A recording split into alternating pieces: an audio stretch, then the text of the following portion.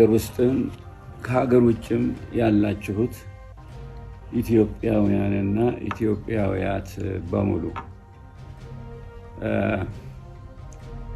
በአሁኑ ጊዜ በሀገራችን በኢትዮጵያ በተለይ ደግሞ በትግራይ ክልል እየተካሄደ ያለው አረመኔነት የአረማዊነት ስራ እንዲቆም ብዙ ጊዜ ሞክሬ አልተሳካም። ምክንያቱም ፈቃድ አልተሰጠም። እናገራለሁ ይመልሱታል፣ እናገራለሁ ይመልሱታል። ይሄው እስካሁን ድረስ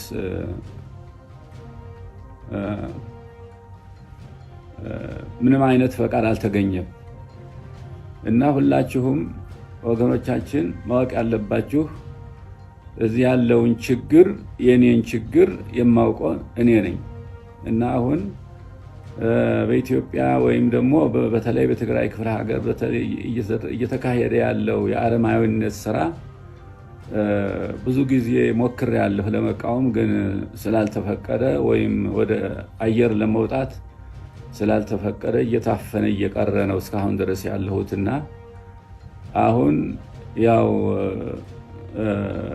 ያለውን ሁኔታ በትግራይ ክልል በተለያዩ አካባቢዎች አለ፣ በኦሮሚያም አለ፣ በቤኒሻንጉል አለ፣ በሸዋሮቢት አለ፣ በልዩ ልዩ አካባቢዎች ችግር እንዳለ ይታወቃል። ነገር ግን የትግራይን ያህል አይደለም። የትግራይ ችግር እጅግ የከፋ እጅግ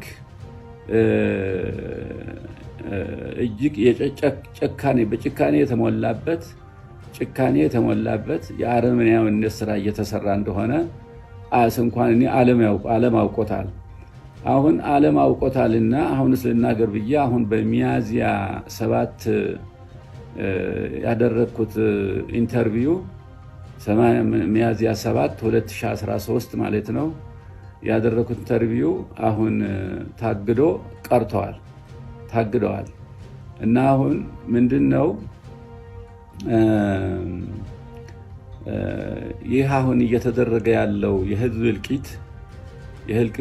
እልቂት በተለይ ደግሞ ሲቪሊያን የሆኑ ወገኖቻችን ወደየከተማው ወደየመንደሩ ወደየግለቤቱ ሰብ እየሄዱ ወጣቶችን እየገደሉ ገድለው ደግሞ እንዳይተው እንዲያውም ወደ ገደል እየጣሉ ተገድለው እንኳን ለመቃብር ያልበቁ ለምሳሌ እንደ ማህበረ ዲዮቅ አይነት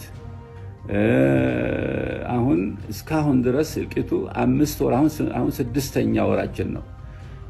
እስካሁን ድረስ ይሄው ግድያው እየተካሄደ ነው ያለው። ይህ ግፍ እንግዲህ እግዚአብሔር እንዴት እንደሚመልሰው የራሱ ዳኝነት ይኖራል። ነገር ግን ህዝብ እያለቀ ነው ያለው። ክፉኛ እያለቀ ነው ያለው። ሴቶች እየተደፈሩ ነው ያሉት። ሴቶች እየተሳቀዩ ነው ያሉት። እንዲያውም ከነሱ የሞቱ ወንዶቹ ይሻላሉ። ዘላለማዊ ስቃይ በህይወታቸው ሙሉ ከአእምሯቸው የማይፋቅ ጠባሳ እያስቀመጡባቸው ነው ያሉ በኢትዮጵያ በትግራይ ሴቶች ላይ እና የሁሉ እልቂት እንዴት እንደሚቆም ምን እንደሚደረግ እኔ በእውነቱ አላውቅም። እና የዓለም መንግስታት ሁሉ ሰምተውት እኔ አሁን እየተናገርኩ ያለሁት ዓለም ያወቀውን ነው። እስካሁን ድረስ ያው 6 ወር ሙሉ አፋችን ተለጉሞ በፍርሃት እና በተጽዕኖ እኛ እስካሁን ድረስ አልተናገርንም። ለምን የባሰ ጉዳት እንዳይደርስ በሚልም እንደገና ደግሞ እነሱ የሚሉት በጦርነቱ በኩል ያለው አንሶ እንደገና ደግሞ በግል ወደየቤቱ እየዞሩ ወደየከተማው ወደየመንደሩ ወደየግለቤቱ እየዞሩ ንጹሃን ዜጎችን እየቀሰፉ ይገኛሉ። ይህ እንግዲህ እጅግ የሚያሳዝን ደግሞ እንደገና ዘረፋ ደግሞ አለ። የትግራይ ንብረት ተዘርፎ አልቋል። ህይወቱም ንብረቱም መብቱም ተገፈዋል። የትግራይ ህዝብ ሁሉንም ነው የተገፈፈው። ንብረቱም ህይወቱም መብቱም ተገፎ የትግራይ ህዝብ ካላጠፋንህ ብለው ይኸው እስካሁን ድረስ እርምጃ እየወሰዱ ይገኛሉ። እንግዲህ ይህ ሁሉ ችግር እየደረሰ ምንም አይነት ድንጋጤ የሌላቸው ምንም አይነት ምክንያቱም አሁንማ ይባስ ተብሎ ገበሬዎች እርሻ እንዳያርሱ እንኳ ተከልክለዋል። እርሻ እንኳን እንዳያርሱ ለሚመጣው ችግራቸው የሚመጣውን ችግራቸው እንዲያስወግዱ ወይም ደግሞ የሚበሉትን የሚጠጡትን እንዲያገኙ አርሰው ቆፍረው ደክመው እንኳን እንዳይጠቀሙ እርሻ አታርሱም እያሉ የእርሻ መሳሪያቸውን እያቃጠሉ እንደገና ደግሞ ለምን ብላችሁት ነው? እናንተ እኮ አልቃችኋል። እናንተ እኮ መኖር አልተፈቀደላችሁም። በዚህ ምድር ላይ መኖር አልተፈቀደላችሁም። እናንተ በምንም አይነት መኖር እንዳትኖሩ ተወስኖባቸዋል እና ለምንድን ነው የምታርሱት እያሉ እየከለከሉ ይኸውና እርሻ እንኳ ተከልክለዋል። ሌላው ቀርቶ ሌላው ንብረት ስፍር ቁጥር የሌለው ንብረት ነው። እንግዲህ የተወረደ በአብያተ ክርስቲያናት ላይ ይተኩሳሉ፣ በገዳማት ላይ ይተኩሳሉ። በአክሱም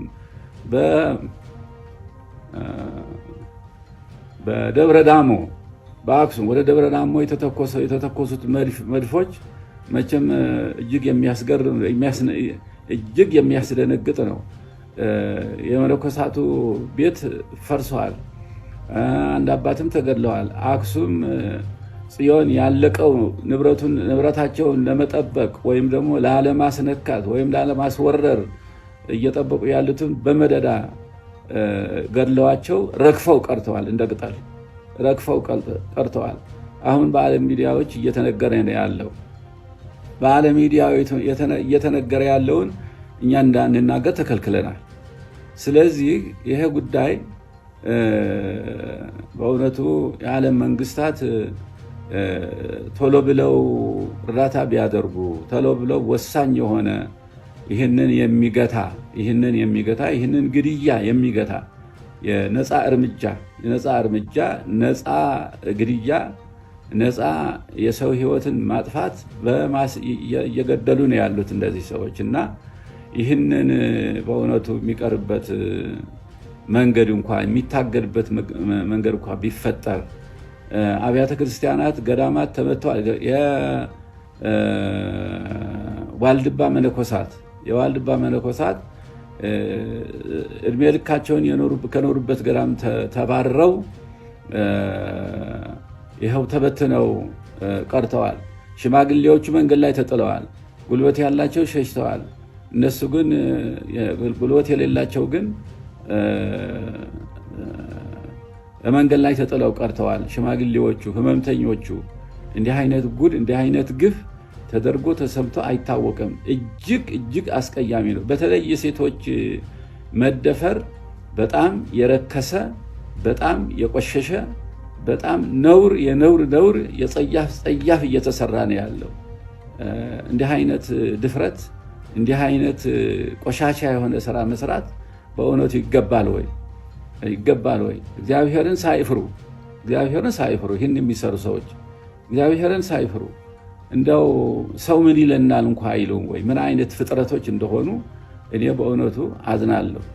እጅግ አዝናለሁ። እስካሁን ድረስ እኔ አፌ ተረጉሞ ተከልክዬ ነው እስካሁን ድረስ ይኸው እየተጨነኩ ያለሁት እና አሁን ይህንን ድርጊት ሳያመኝ ቀርቶ አይደለም፣ ሳይሰማኝ ቀርቶ አይደለም።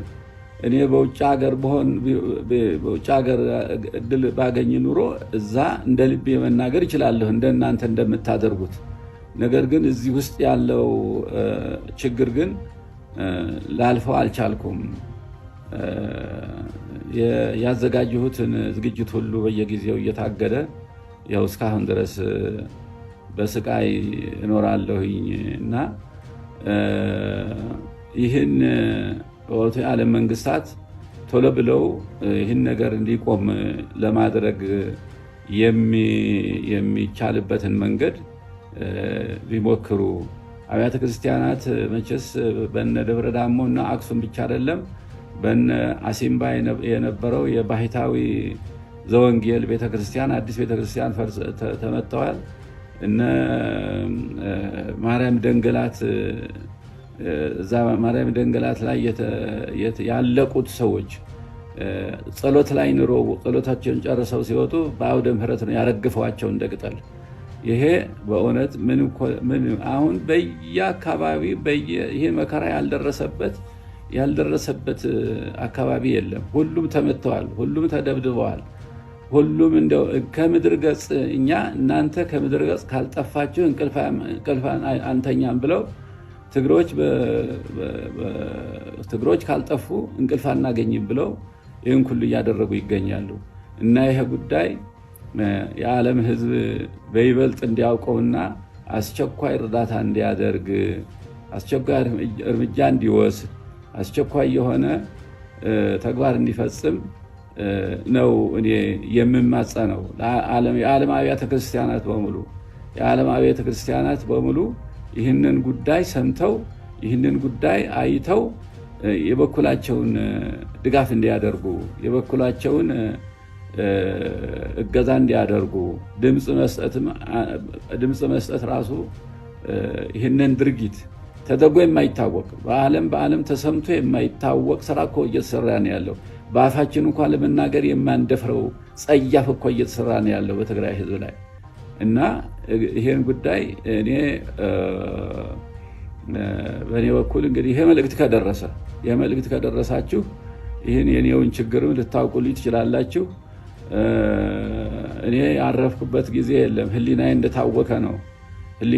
አእምሮዬ እንደተበጠበጠ ነው ያለሁትና ይሄ ጉዳይ ምናልባት ይሄ ጉዳይ ድምፅ ተሰምቶ እገዛ ያደርግ ይሆን ወይ እና ይህን ጉዳይ ሁሉም እንዲያስብበት ነው የማስበው። እግዚአብሔር እንግዲህ ምሕረቱን ያምጣ። እግዚአብሔር የቸርነቱን ስራ ይስራ። ሌላው በዓለም ያለው ሆነ በሀገር ውስጥ ያለው የትግራይ ሕዝብ መቼም እግዚአብሔር ያበርታህ ነው የምለው። እግዚአብሔር ያበርታህ፣ ኃይሉን ብርታቱን ይስጥህ። መቼም ጊዜ የማያልፍ ነገር የለም፣ ያልፍ ይሆናልና ሞራላችሁ አይውደቅ፣ ፍርሃት ድንጋጤ አይደርስባችሁ። ያው እግዚአብሔር ያሳልፈው ብላችሁ ወደ እግዚአብሔር ጩኹ፣ ወደ አምላካችሁ። እውነተኛ ፍርድ ፈራጅ እግዚአብሔር ነው። እውነተኛ ፍርድ ያውቃል እና ወደ አምላካችሁ ለምኑ፣ ጸልዩ እና ያለውን ችግር ሁሉ እንዲያሳልፍላችሁ በርትታችሁ ጸልዩ። ሞራላችሁ የተደገፈ ይሁን። ብርታቱን ይስጣችሁ እግዚአብሔር ሁሉንም አስወግዶ ሰላማዊ ዘመን ያምጣልን። እግዚአብሔር ይባርካችሁ። እግዚአብሔር ይቀድሳችሁ። እግዚአብሔር በምሕረቱ በቸርነቱ ይጎብኘን። እግዚአብሔር አምላክ ረድኤቱን ይላክልን። የሞቱትን ሰዎች እግዚአብሔር ነፍሳቸውን ይማር። የቆሰሉትን መድኃኒቱን ይስጥልን። እናንተም በያላችሁበት ይጠብቃችሁ እና የትግራይ ሕዝብ ምን እንዳደረገ በደሉ ምን እንደሆነ እንዲህ ከምድር ገጽ ካላጠፋንህ ተብሎ የሕዝብ የዘር ማጥፋት ስራ እየተሰራ ነው ያለው እና ይሄ ጉዳይ ሁሉም እንዲያስብበት፣ ዓለም ሁሉ እንዲያውቅበት፣ በእርግጥ አውቆታል፣ እያወቀው ነው እና ይህ ጉዳይ እንዲታወቅበት ብዬ አሳስባለሁ። እግዚአብሔር ይባርካችሁ፣ ይቀድሳችሁ። አሜን።